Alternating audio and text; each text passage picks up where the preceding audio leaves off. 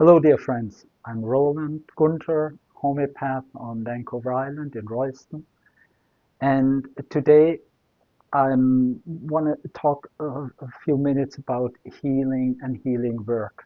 I often hear this expression, healing work. And yes, when did I end medical school? That was in 1980, and it's a while ago. And since then, although 40 years, more than 40 years, I've been doing healing work almost daily. Now, the, the work is such a thing. When I hear people say they work hard on themselves, then I'm a little bit hesitating and, what is hard and what is work here? Healing usually is a process of allowing, not of pushing or struggling. Yes, in healing work, we gotta look at things that are uncomfortable, things that are not always nice, things we'd rather would look away from. But looking in our discomfort, feeling things that are uncomfortable, it helps us to deal with the past and to integrate the past. And integrating the past is necessary for moving into the future. As long as we don't integrate the past will hold us back. And why is that the case? Because life wants to heal. Life wants to heal. Life does not allow something that is not healed just to slip into the past and being left behind. How does it, you know that, like you say, unfinished business from the past, we call it karma or you call it trauma, but it is things that are still lingering in us from the past and that are unfinished, undigested. And either we take care of them, we look towards them and take care of them, or if we just look the other way and don't want to have anything to do with it, they will be recreated. The wheel of karma in the East, it's this constant repetition. It repeats until it's loved, until it's integrated. Then that stops. Yeah. So it's not that it has an automatism. It's us that can stop it when we look at what life, what do you want us to do with that? And then but only when we deal with the past, only when the past is completed in a way and digested, that becomes part of our incorporated physical experience, and our body holds it, and we can forget about it in our mind and move on.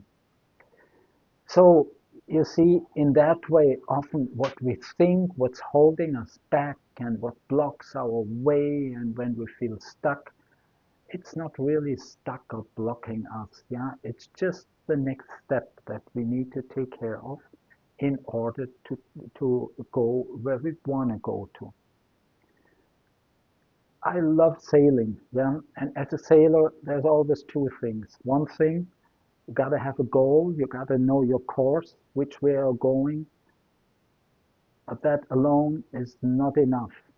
You got to look backwards sometimes if there's something still holding you down or the anchor dragging or if you still have a line tied to shore. No matter how much you look ahead and know your goal, if you don't take care to let go of the past, this is not working.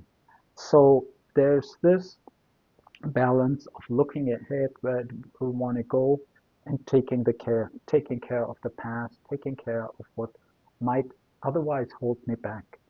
Because the past turns into fuel for our movement ahead. It's like wind in our sails when it's digested. So you might think, well, then we just let go of the past. Why do we need to deal with it? Yeah. This is because the past, when it's not yet loved, when it's not yet digested, when it's not yet really metabolized, when we want to get away of, want to get rid of it, want to push it away, has this fierce tendency to repeat itself. And like I said, it's not meanness of life. It's because life wants to heal. Life does not allow something to slip away into the past that is not yet healed, because life itself would get sick, and that's not okay. So one word maybe from here also about letting go. Letting go is also something that happens just like healing, more in relaxation, and it's a process of allowing. So sometimes I hear people, or I also saw, and I've been part of ceremonies, of rituals, of letting go. And yes, we can let go things as soon as they are digested, but we cannot let go things because we don't like them or would like to get rid of them. Letting go is not getting rid of.